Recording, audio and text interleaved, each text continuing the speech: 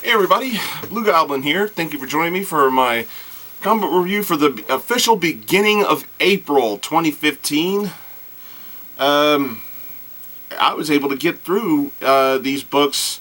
As I am filming this, I got these books just yesterday, and I was able to get through them all, and I'm ready to go ahead and review them while I got the time to do it. So, we're going to go through Marvel, then we got an indie, and then we got DC.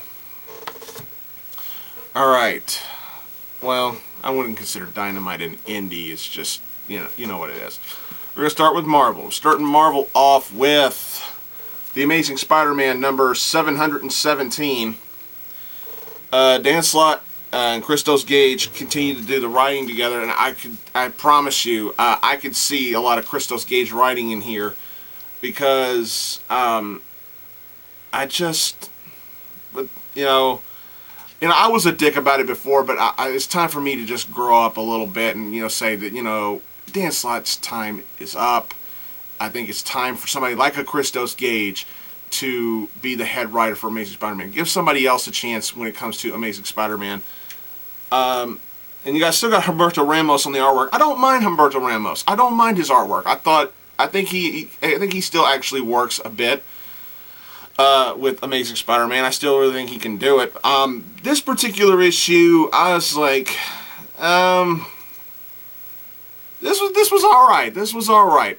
I'm still not feeling Ghost as a villain. I just don't see it. I just don't feel anything with him. And it's like, just more of the stuff with Peter's got is swimming in shit without floaties on, and somebody's covering for him with excuses.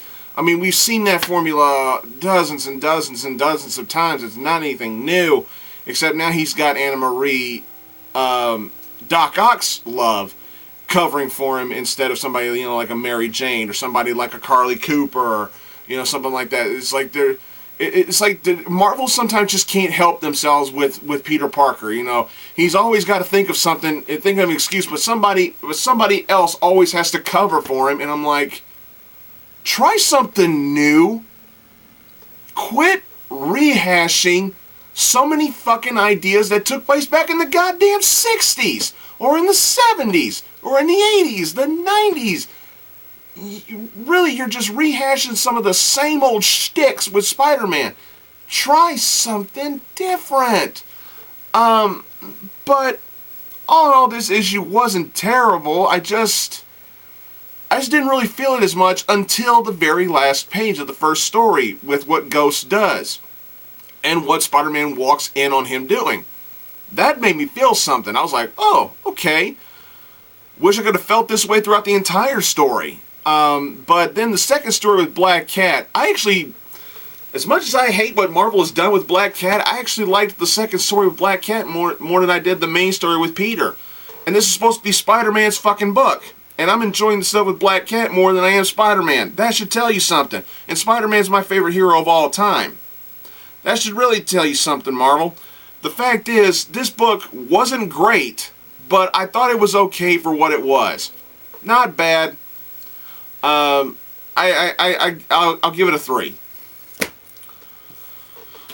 Moving on to Chapter 10 of the Black Vortex with Cyclops, number 12. Okay, I gotta say this. I love this cover. I like the writing. The writing is really good. I could live with better artwork, though. The artwork in here did not impress me. The artwork looked really, really cartoony, because this is supposed to be a really balls-to-the-wall serious story, right? And the artwork just looks like it belongs on a Saturday morning cartoon. I'm not going to lie. That artwork was really bad.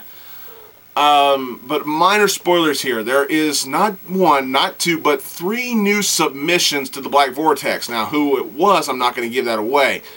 But all in all, the writing was good. The action was good. But the writing was the best part about this book. And it looks like somebody else is going to have to deal with the Black Vortex. I'll give you a minor spoiler there. It's Carol, Captain Marvel. She's going to have to deal with the Black Vortex in the next part. I'm really looking forward to that. But the stuff in here that we got was actually pretty good. Not really that bad. I actually enjoyed this. Now, the writing in terms of who ended up submitting to the Black Vortex, I like the context, the hidden context is like, don't let the power control you. Make yourself control it. And I thought, okay, that could really go somewhere. And I liked it. Thought this was really good. I gave it a 3.5. Alright, moving on to Spider-Gwen, number 3. Oh man, this was also really good. This wraps up, Gwen's ordeal with the Vulture. Thank God, it's time to move on to something different. But in here, this wasn't bad. I know I usually criticize cartoony looking artwork, but in here, it works because we're dealing with a whole alternate universe. Because after Spider-Verse happened, Spider-Gwen is now back in her own universe, her own world, and this is something different, and I'm liking this. We don't have any more bullshit side storytelling with the Mary Janes and everything. This is all Spider-Gwen all day long, and it's really, really well done. Now that her dad knows about her life as a superhero, he's trying more and more to, ground Gwen down, keep her feet on the ground, and say, look, you need to stop being Spider-Woman. She's referred to as Spider-Woman in the book. It's just titled Spider-Gwen, but she's Spider-Woman. You gotta quit being Spider-Woman, or you're gonna get yourself killed. You gotta learn to forgive yourself for what happened to Peter Parker and stuff like that. Frank Castle actually plays a pretty big role in here. But what really kind of surprised me just a little bit is that we've learned that both May and Ben Parker are still alive in this universe. Not that big of a shocker, it's just a little bit of a surprise. It's like, of course Uncle Ben's still alive. Peter's the one that died, right? But I was like, well, okay. So Ben and May Parker are both alive. But what really helps sell this story is the drama. The action here was really good. It was really good. This was a solid read. Nothing really super spectacular happens in here. It's just a really fun read, and I really enjoyed it. I give it a 3.5. God damn you, Marvel, sometimes. Wolverines, number 13. This was a flat-out, purposely done April Fool's joke on all of us. I remember seeing solicitations for this in a previous book, and it was supposed to reveal who was going to be the new Wolverine. And I just happened to notice the date it was scheduled to ship out, which was April Fool's Day. So this was a big April Fool's joke on all of us, but I gotta say, this was a pretty damn good one. I mean, this was a solid read, especially when it comes to comedy and everything. Now, granted, I'm not the world's biggest Deadpool fan anymore, because Marvel just literally hoard him out all over the place. They still do, to some extent, but not nearly as bad as they did a few years ago. Christ. But in here, I got to admit, I liked this book. Thought it was really good. Now, I'm probably sure a lot of hardcore Deadpool purists out there are probably going to trash me or trash this book because, oh, you're making Deadpool too damn jokey. You're making too much fun of him. He's a killer, blah blah blah blah blah. Just remember, sometimes comic books need to be fun. Sometimes comic books need to get away from the seriousness. Sometimes they need to do that to remind you, hey, at the end of the day, it's just a book. And you heard me piss and moan about Spider-Man a lot, but at the end of the day, it's still just a book. And there are still storylines that we pay our money to read, and they piss us off to the point where we have every right to bitch, and I grant you that. But there are times you just gotta hold back on the bitching. There are times, even though I'm guilty of bitching and pissing and moaning myself, there are times you gotta ease back a little bit and just enjoy the fun. And that's what this was. This was fun. It's like Wade is just trying so hard to be the next Logan, the next Wolverine. If he really wanted to be Wolverine, he would try to be Wolverine in his own way. But he's just trying to be like Logan. Just wanted to be he literally wants to do everything Logan did. Literally. It even goes back to his first appearance in Incredible Hulk. He wanted to fight a Hulk. He wanted to fight a Wendigo. And he wants to join the Avengers. He wants to join the X-Men. He wants to join S.H.I.E.L.D. He's wearing a patch. He's all kinds of shit. He literally wants to do the exact same stuff that Logan did up until his death. And you know what? The way it's written, it's funny as shit. Very funny. Very fun. I like this. Does this mean I'm going to start buying Deadpool comics again? No. But I will say this. This was actually really good. I give it a solid 4. I thought it was that damn fun. Alright. Now, 1, 2, 3. Okay, here we go. Next up, going to Dynamite with issue number 2 of Legendary Green Hornet. Wow. This was actually really good. You got Hornet. It's got the same formula that it's always been there for the Green Hornet. You know, the hero who acts like a villain, but nobody knows. Everybody still thinks he's a villain. And I love the way he interrogates some suspects in here. But I also love that old school comic book storytelling in here. You know, he finds the villain. It's kind of an underwhelming find, but then we find out just how powerful this villain really is. Not in terms of strength, but in terms of influence and everything. And I loved the old school, you know, Adam West-ish kind of booby trap cliffhanger at the end of the book. This was amazing. This was a great read. This was fun. I really enjoyed it. Kudos to everybody who worked on it. You all did a fantastic job. I give it an easy 4. Alright, we got 4 books to come through for good old DC. I'm going to start off DC with a book that surprised me. The Batman and Robin Annual number 3. I was like, I didn't know what I was going to think about this, and then I read it and I was like, huh, this surprised me. This was actually really good. This was actually really fun, very well done, very well put together. It's just amazingly good. The writing from Tomasi was good. The interior artwork was fantastic, as well as the cover is fantastic as well. But man, the stuff that's going on in here, you know, Robin finds a way to teleport to the Justice League satellite headquarters, and he goes, meets up with his dear old dad, Batman, up there. And they discover something there's something going wrong with something on the moon associated with American history. The lunar rover, the stuff from, you know, from when Neil Armstrong walked on the moon and all that shit. I believe it's from one of the Apollo missions. I want to say Apollo 11. It looks like one of those get-ups, and they notice that something is not really looking right. And when they investigate, holy shit! They find something really, really weird, and it's just really fun stuff. And I like the fact that they mentioned Damian's powers from the previous storyline. And yes, they are indeed all wiped out. They're all gone. No more. Finite. Good. Keep it that way. But he does point out that he does miss his powers because they could have come in handy in this kind of a mission. But you know what? It proves the fact that Batman and Robin can still work together by not having superpowers. You know, and this was kind of an improv, kind of like an improv mission.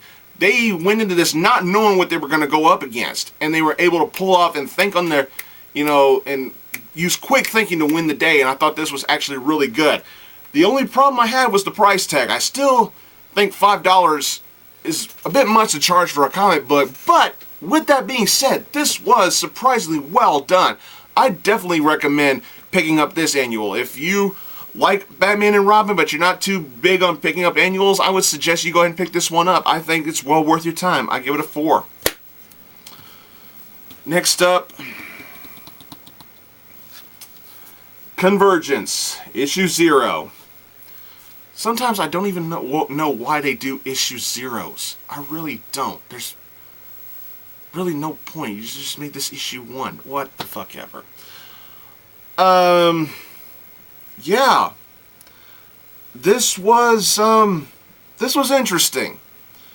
You see, I'm seeing Superman looking like he's coming off a massive hangover with the 5 o'clock shadow really heavily drawn in there and everything, and he's dealing with not just Brainiac, I mean many different versions of Brainiac, and we're getting to see, this is our first look at all the multiple different types of universes and everything, including a peek at the previous universe prior to the New 52 and everything. Actually, this was not bad. I went into this thinking it was going to be a little overhyped and a little overwritten and everything, but Dan Jurgens is writing this, and everybody else who worked on this, they did a really good job. We got some winks and some nods to some other classic DC stuff, including a particular looking Brainiac. Brainiac taking on some multiple different looks that he has had over the years. This is really good stuff. I'm just hoping that this storyline really delivers really well, because I don't have very much faith in a DC event storyline here.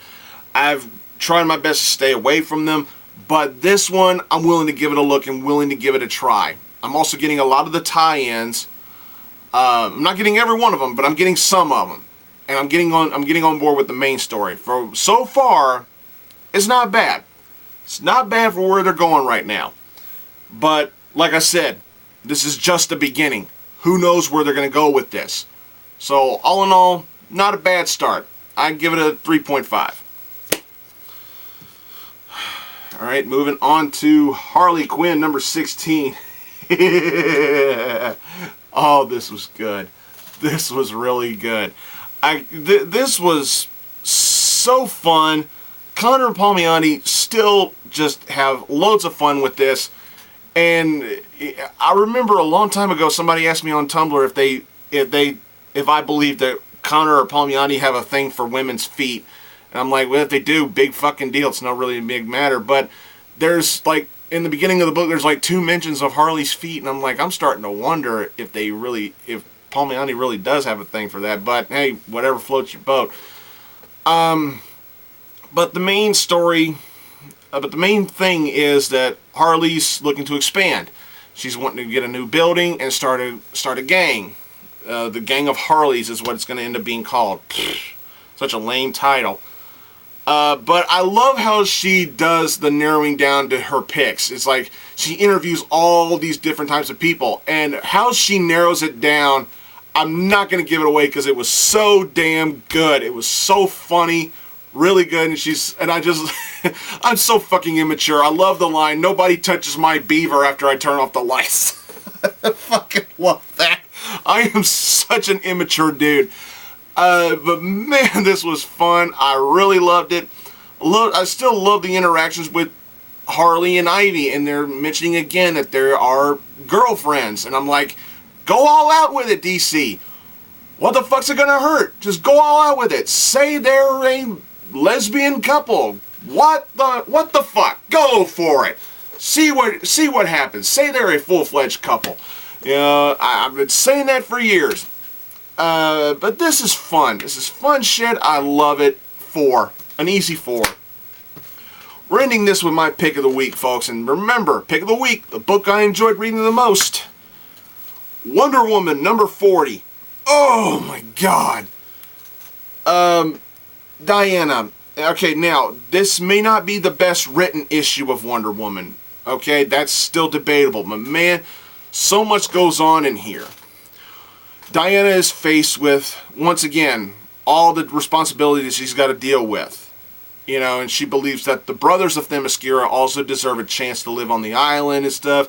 She's learning about more stuff that comes with being a god of war and everything. She learns about a former adversary that she tangled with earlier in the series. Learns about what happened to him. Ugh. But what really sells this is the drama. Especially with what Donna Troy does. Oh my god. It's really going to come to a head when this storyline concludes. You know, because it's coming. It's coming, folks. Diana versus Donna. Wonder Woman versus Wonder Girl. You know, those of you who are my age, who grew up with Donna Troy as Wonder Girl, who grew up with Donna Troy developed as her own character away from the Wonder Woman-ish image. You're really not wanting to see this fight, but you know it's coming, and you can't help but feel a little bit excited for it at the same time. It's something like this. When something like this happens, you don't know exactly how to feel. But you know you've got to read it. You know you've got to see it. You know, it's probably gonna end up looking like a car crash, and it's like the old saying goes, you have every right to stop and watch the car crash. You may not want to. You may not be excited for it. Then again, you may be excited for it. You may want to see that kind of carnage. Maybe you don't. But at the end of the day, you know it's something that you must see. It's something that you know you want to see. And when this happens, when Diana and Donna eventually cross paths and get into that big fight that they're building up, you know it's gonna be something that you're gonna want to see. Whether DC delivers highly on it or not, we don't know. And I love what DC did. They showed what Donna did with the Amazons at the end of the issue, and they stopped it right there and say, you want to know what happens? You got to wait 2 months before you find out what happens. And that adds to the anticipation. That adds to the anger, to the hunger that you want for the ending of this storyline. And that, my friends, is simply brilliant. I love what DC did with this. They gave us big moments, added to the drama, added to the storytelling, and then, right when the stuff is really getting good, they stop and say, wait 2 more months for your next serving. Brilliant. I fucking loved this issue. This was great. Was it the best issue out of the series? No. But damn it, was it a fun read? Was it good? I loved it. But like I said, it's my opinion. It's my pick. It's the one I enjoyed reading the most. You may hate it, and that's fine. You may hate this book. You may love this book. You may love this book more than I did. Who knows? But I loved it. I give it a 4. Well, that's all for my review, everybody. I want to thank y'all for watching. Please subscribe to this channel. Don't forget Blugoblin X. I just, like I said, my last video I did a review. My last videos I did a review for WrestleMania 31. I also did a review of Cyborg 009. Don't forget to follow me on Twitter at Blugoblin01. If you follow me on Twitter, odds are you may get a shot at a free digital code from a Marvel comic book. If it's up there, if I haven't given it to anybody else, odds are it'll pop up somewhere on Twitter. Look for me on Tumblr if you want to. Look for me on Pinterest. Thanks again for watching, everybody. And until next time, I'll see y'all later.